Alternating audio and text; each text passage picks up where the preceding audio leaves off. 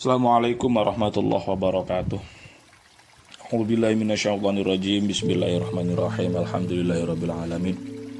Shalatu wassalamu ala asrofil mursalin sayyidina Maulana Muhammadin wa ala alihi wa ashabi ajma'in, amma ba'd. Qala al-mu'allifu rahimahullahu ta'ala wa nafa'ana bihi wa bi'ulumihi wa 'ada alaina bi barakatihi fid dharaini amin ya rabbal alamin. Wa syurutuhu lan utawi pira-pira syarate wudu ayil wudu'i tegese wudu. Kasyurutil gusli kaya pira-pira syarate adus. Khamsatun iku ana 5. Ahaduha utawi salah suwijine khamsah ma'un mutlakun. Suwiji iku nggunakake banyu kang mutlak. Syarat-syarat wudu dijelaskan di sini ada 5. Yang pertama adalah wudu harus menggunakan ma'un mutlak, air yang mutlak, ya air begitu saja tanpa embel-embel nama yang lain. Fala yarfa'u mongko orang ngilangake al hadasa ing hadas, wala yuzilulan orang ngilangake an najasa ing najis, an najisa ing najis, wala yahsulu utawa wala yuhasilu lan orang ngasilake saira taharati ing sekerine pira-pira sesuci, saira taharati ing sekerine sesuci atau bersuci yang lain, walau masnunatan senajan iku sesuci ingkang sunnah, illal maul mutlak kejaba maun mutlak. Selain air yang mutlak tidak bisa digunakan untuk mengangkat hadas atau menghilangkan hadas dan menghilangkan najis, dan juga tidak bisa menghasilkan bersuci yang lain meskipun bersuci itu sifatnya sunnah, kecuali menggunakan air yang mutlak. Wa huwa lan utawi maun mutlak ma iku barang ya kau kang tumibo alaihi ing atase ma apa ismul ma'i apa arane banyu. Air yang mutlak itu adalah air yang ya dinamakan air bila koyidin kelawan tanpa koyid, tanpa embel-embel apapun, semisal air teh, air kopi dan lain sebagainya. Wa in rosaha senajan netes opo ma min bukhoril ma'i saking uap air, atau huri kang suci, al mugholla kang den godhog apa banyu, meskipun air itu berasal dari tetesan uap air suci yang direbus, itu termasuk maun mutlak. Awis tahlaka utawa larut fihi enggal lemak apa al khalitu perkara kang campur, atau air itu terdapat sesuatu yang larut di dalamnya, namun ini syaratnya harus perubahan yang sedikit.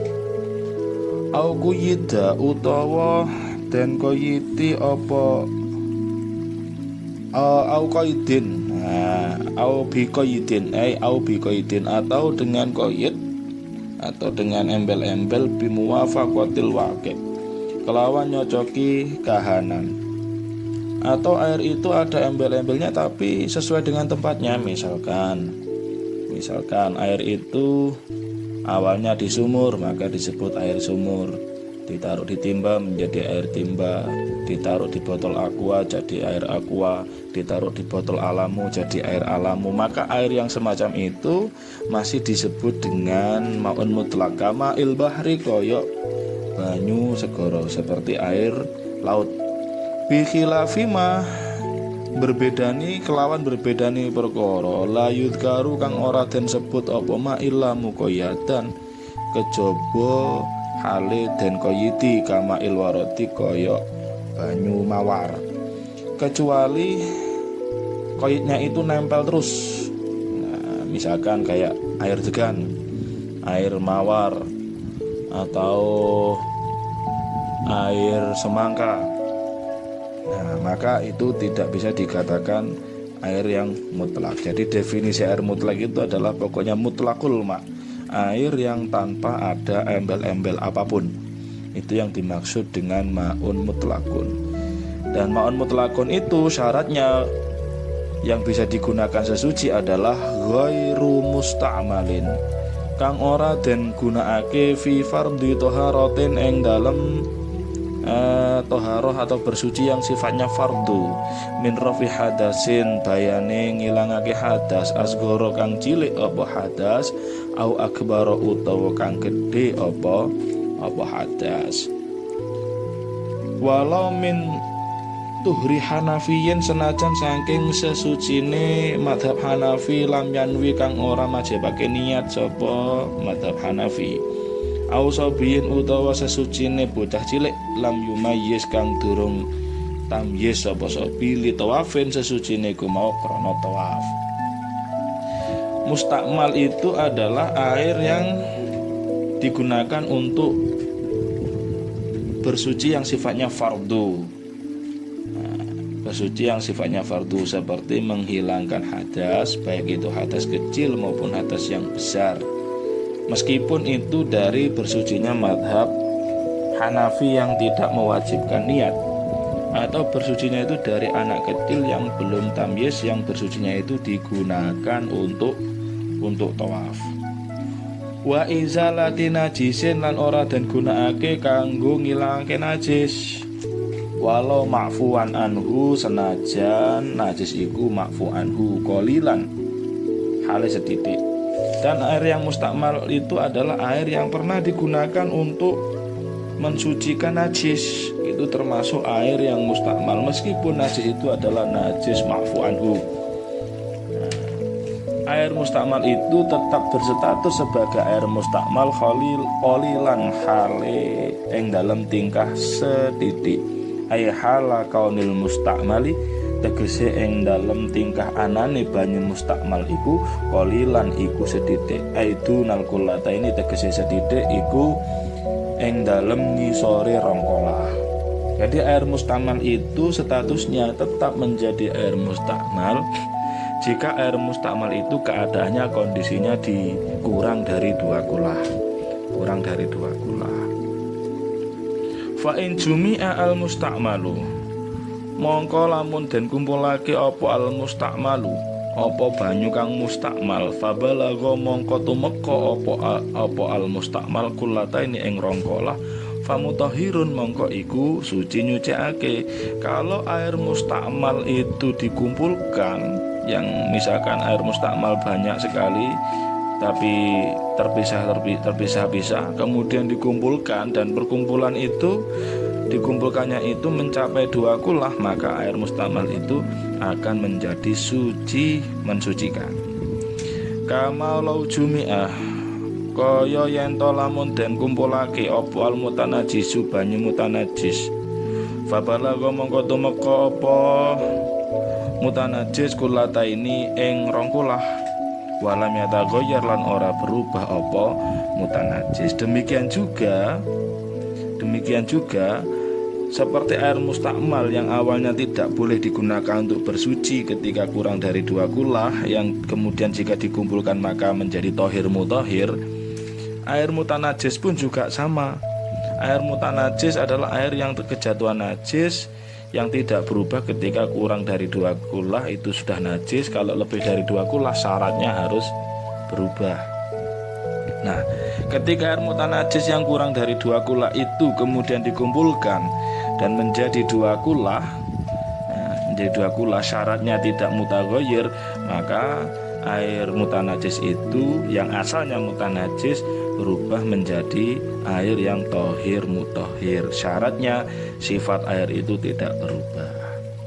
Wa in qalla, senajan dadi setitik apa mustakmal ba'du ing dalam sause dikumpulake bitafriqi kelawan misah-misah banyu mustakmal, meskipun setelah dikumpulkan menjadi 2 kulah tadi itu lalu dipisah-pisah lagi, maka statusnya tetap suci, mensucikan. Jadi konsepnya begini, misalkan ada air 2 kulah, kurang dari 2 kulah, dan itu air mustakmal, atau gampangnya misalkan wudhu pakai air keran, kemudian tetesan air wudhu itu disimpan di ember, yang embernya itu kecil-kecil.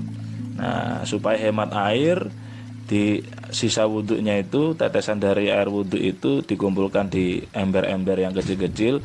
Nah nanti ketemu 10 ember kemudian dikumpulkan dan menjadi 2 kulah, maka yang 10 ember tadi itu yang sudah dijadikan satu menjadi tohir mutohir yang meskipun asalnya mustakmal. Nah setelah dikumpulkan jadi satu kemudian dipisah-pisah lagi, maka tidak kembali mustakmal lagi, melainkan tetap menjadi suci mensucikan. Fa'ulima mongko den kaweruhi apa innal istiqmal, apa annal istiqmal, apa setuhune istiqmal la yasbutu iku ora tetep apa istiqmal illa ma'aqillatil ma'i kejaba sertane titike banyu. Jadi status mustakmal itu dari keterangan di atas diketahui bahwa status mustakmal itu bisa ditetapkan ketika air itu sedikit. Jadi tidak bisa ditetapkan kecuali airnya sedikit. Aywa ba'da faslihi, aywa ba'da faslihi tegese lan ing dalem sakwuse pisahe banyu anil mahalli saking panggonan al mustakmali kang den gunakake, walau hukman senajan pisah secara hukum. Air mustakmal itu syaratnya juga adalah air itu sudah terpisah dari anggota yang digunakan untuk bersuci. Nah, sehingga ketika air itu masih mondar-mandir di misalkan telapak tangan, kita wudhu di situ, jadi air masih mengalir di lengan tangan mulai ujung jari sampai siku, kok air masih nempel di situ, maka belum berstatus sebagai mustakmal. Syaratnya mustakmal itu harus terpisah. Ya, syaratnya harus terpisah dari anggota yang disucikan. Meskipun terpisahnya secara hukum kaan jawaza, kaya yen tong liwati apa banyu mangkibal mutawadi ing pundake wong kang wudu. Seperti halnya ketika air itu sudah melewati pundak, misalkan berwudu di membasuh muka, kemudian air itu menetes sampai dari muka menetes melewati pundak, maka air itu sudah menjadi mustakmal.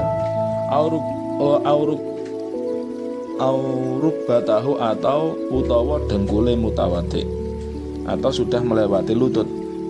Wa in ada senajan bali opo mak lima halihi maring panggonane mustakmal, meskipun setelah melewati lutut, misalkan berwudu membasuh kaki sampai air itu ke atas sampai lewat lutut, kemudian kembali lagi air yang ke atas, maka statusnya air itu sudah menjadi air mustakmal. Awin takola utawa pindah apa banyu minyatin saking tangan siji li ukhra maring tangan liyane. Nah, ini juga contoh merupakan kayak sepertinya ini masih belum terpisah dari anggota wudhu, tetapi air itu sudah melewati anggota wudhu itu. Meskipun air itu kembali lagi ke tempat anggota wudhunya, maka status air yang kembali tadi itu tetap menjadi air yang mustakmal.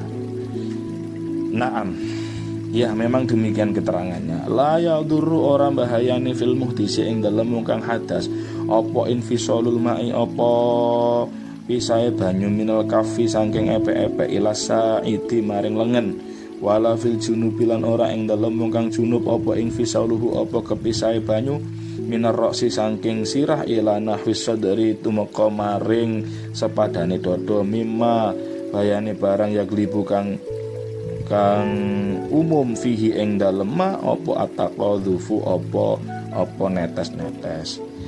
Nah, memang kalau terpisah secara hukman itu menjadi istiqmal, tapi ada pengecualian bahwa tidak dihitung masalah ketika ada orang hadas kemudian bersuci, air yang digunakan bersuci itu terpisah dari telapak tangan menuju ke lengan. Jadi misalkan berwudu menggunakan telapak tangan yang kemudian dicipratkan atau dialirkan ke lengan, maka air yang dari lengan kemudian terangkat sedikit kemudian mengenai air yang dari telapak tangan kemudian terangkat sedikit kemudian mengenai lengan atas, maka itu tidak masalah, artinya masih dihitung sebagai air yang suci mensucikan.